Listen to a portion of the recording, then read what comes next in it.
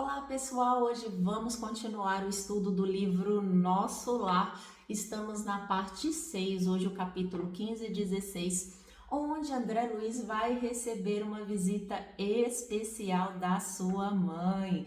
Eu sou Ariane, psiquiatra espírita, e você é muito bem-vindo ao nosso estudo. Assista ao restante aqui na nossa playlist, tá bom? E a gente começa lembrando aí lá da nossa parte 5, onde André Luiz tinha ido até o ministro Clarencio para pedir uma oportunidade de trabalho e recebera dele algumas orientações bastante firmes. E André Luiz ficou meditando bastante nelas, porque ele sentia realmente que havia perdido tempo na sua reencarnação e que de forma alguma as encarnações aqui na Terra deveriam ser levadas de forma leviana. Ele acabara não aproveitando tudo que poderia ter sido aproveitado. Ele fala que não fica ofendido com essas observações aparentemente ríspidas de Clarencio, porque ele entendia todo este outro lado da história. E nessa fase que ele estava lá no seu recolhimento, pensando bastante sobre isso, surge a sua mãe para visitá-lo. E ele descreve exatamente como as roupas que ela tinha na terra, os cabelos embranquecidos, a face já mais envelhecida. E ele com muito carinho se abraça a ela. Lembrem-se vocês que é por intermédio, da mãe de André Luiz que ele conseguiu ir para o nosso lar, e ele não estaria se mantendo ali se não fosse pela solicitação dela e pelo auxílio de Clarencio. Aí ela começa falando sobre a questão justamente dele abraçá-la e se emocionar tanto. Ela traz uma frase que é bem interessante. A alegria também, quando excessiva, costuma castigar o coração, para que a gente tenha um real equilíbrio aí nos nossos sentimentos. Qualquer sentimento em excesso, mesmo que seja algo bom, pode nos tendenciar a fazer algo fora daquilo que nos traga realmente saúde, nos traga paz. A alegria em excesso a gente chama de euforia, inclusive entra aí em alguns diagnósticos psiquiátricos, e a gente precisa tomar cuidado com ela. Continua também falando que a providência separa os corações temporariamente para que aprendamos o amor divino. O que é o amor divino, gente? Se nós nos lembrarmos lá do Evangelho de Jesus, ele diz amar ao próximo como a ti mesmo. Ele não diz para nós amarmos a família. E quem é o próximo? O próximo são todos os espíritos, nossos amigos, nossos inimigos, enfim, toda a criação divina. E quando a gente se apega demais a determinados espíritos, claro que a gente tem afinidades maiores com algumas pessoas e a gente vai sentir mais falta delas, mas na verdade é um amor muito relacionado à posse, ao egoísmo. Não é aquele amor universal que ama a tudo e a todos indistintamente. E ela fala aí pra gente prestar atenção nisso. Muitas vezes a gente perde alguém querido e fica num sofrimento muito grande, e é natural, porque no nosso nível de evolução a gente não consegue ter esse amor para tudo e para todos. Mas a verdade é que nós deveríamos pelo menos começar a fazer esse exercício.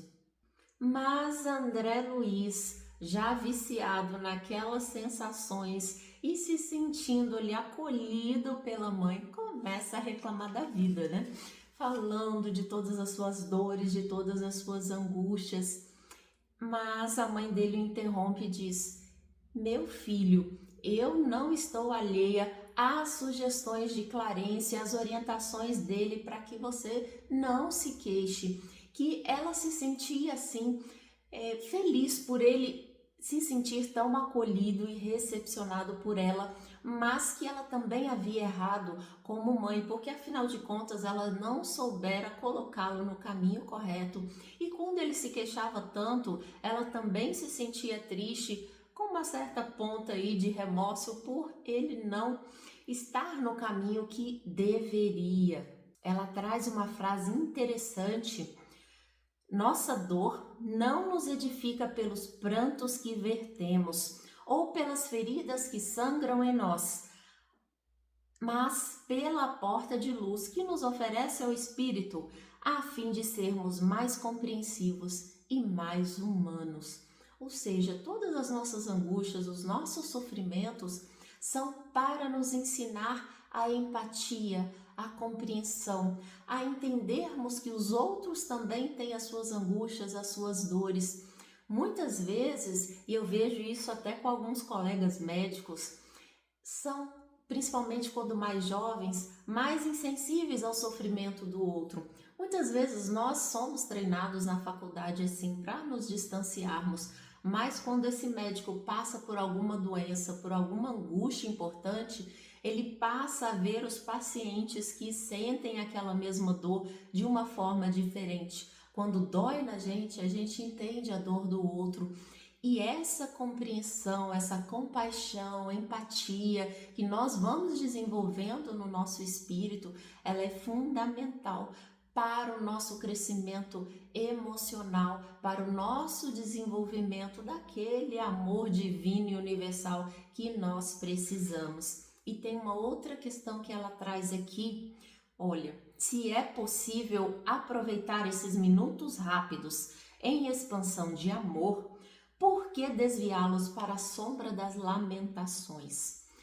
Quando a gente está com alguém que nós gostamos, que não vemos há muito tempo, a gente começa a contar um monte de coisa que aconteceu, às vezes das nossas angústias, das nossas tristezas, ao invés de falarmos de amor, de falarmos de alegria, do quanto é bom estarmos reunidos naquele instante. E é esse convite que a mãe de André Luiz faz para que, ao invés deles se entregarem às queixas e às angústias, eles possam fazer ali uma verdadeira comunhão de amor.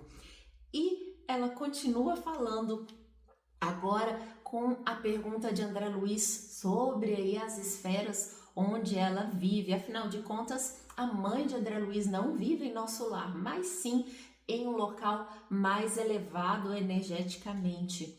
E ela fala que, na verdade, quanto mais elevada a esfera energética, mais ela tem responsabilidades, mais trabalho. Não existe aí aquela magia que nós temos de virar santo e não trabalharmos mais, não fazermos mais nada, ficar lá tocando harpinha. Isso não existe na espiritualidade. Quanto mais evoluído o espírito, mais ele trabalha. Olha aqui a frase dela: o verdadeiro amor, para transbordar em benefícios, precisa trabalhar sempre.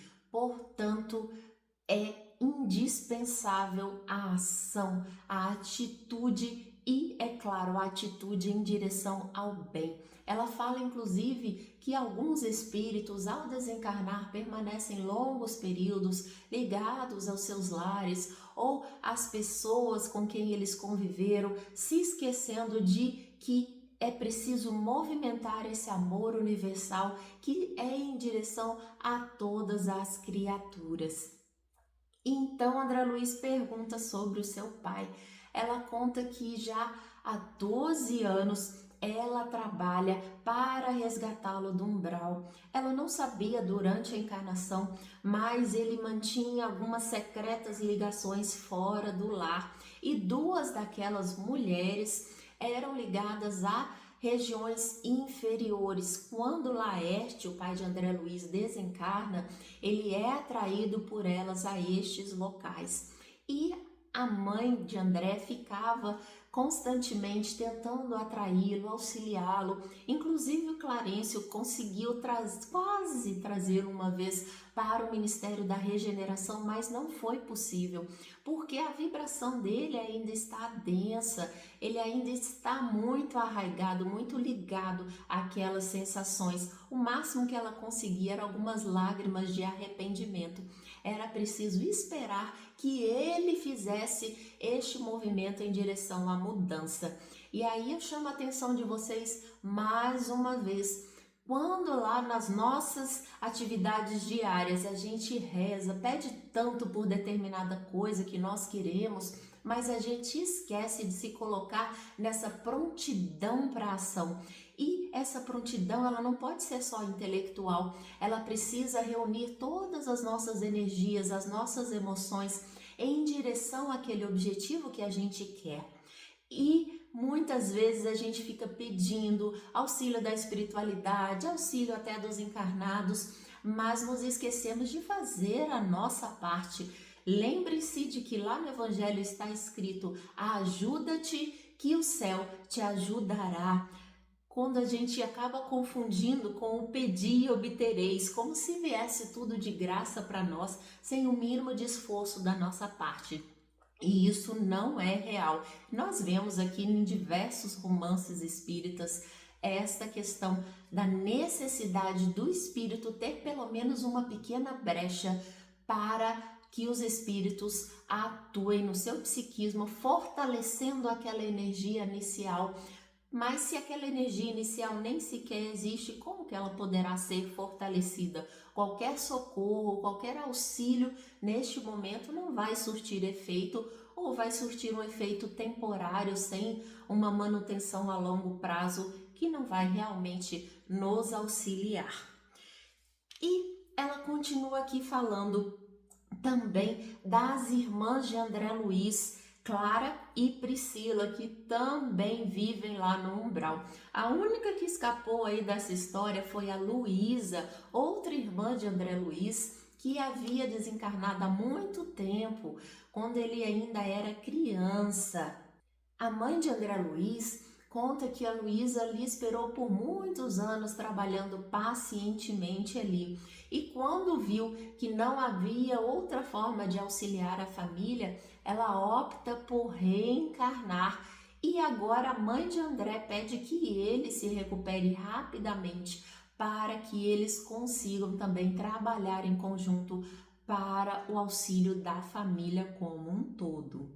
André, inclusive, questiona a mãe: mas a senhora está auxiliando o pai, mesmo depois de saber que ele se associou com essas mulheres infames?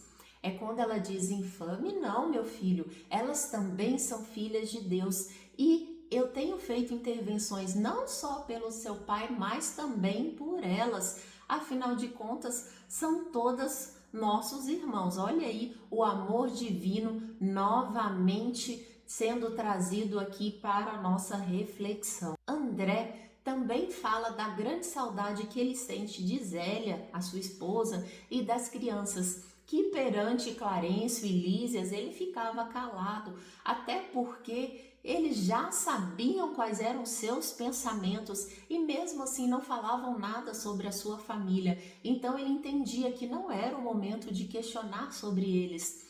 Mas ali perto da mãe, ele acaba perguntando para ela quais são as notícias que ela tem. E ela diz que visita os netos constantemente e que eles estão bem, mas que ele não deveria nesse momento se preocupar com a família e sim em se reequilibrar, e acaba aí mudando de assunto rapidamente. Logo em seguida ela se despede e vai para o Ministério da Comunicação, onde ela vai agradecer ao ministro pela oportunidade de recebê-la. E olha que interessante, ela também diz que precisa ser munida de recursos fluídicos para o retorno. Existe toda uma transformação energética para que o corpo espiritual da mãe de André Luiz, que é menos denso que o dele, possa ali se adensar e estar presente na colônia de Nosso Lar. E na hora que ela vai voltar, ela também precisa novamente, liberar esses fluidos, modificá-los para subir aí, entre aspas, A gente sabe que não é exatamente embaixo e em cima, mas para que ela possa energeticamente voltar a ter a afinidade necessária para o seu local de moradia. Tem muitas lições aí nesses 2 capítulos, eu espero que você tenha gostado. Continue seguindo a gente que nós vamos sim até o final do livro. Curte aí esse vídeo, comenta aqui o que você está achando, quais são as suas dúvidas. compartilhe, me siga também nas redes de vídeo curto, que tem mais conteúdo ainda para vocês.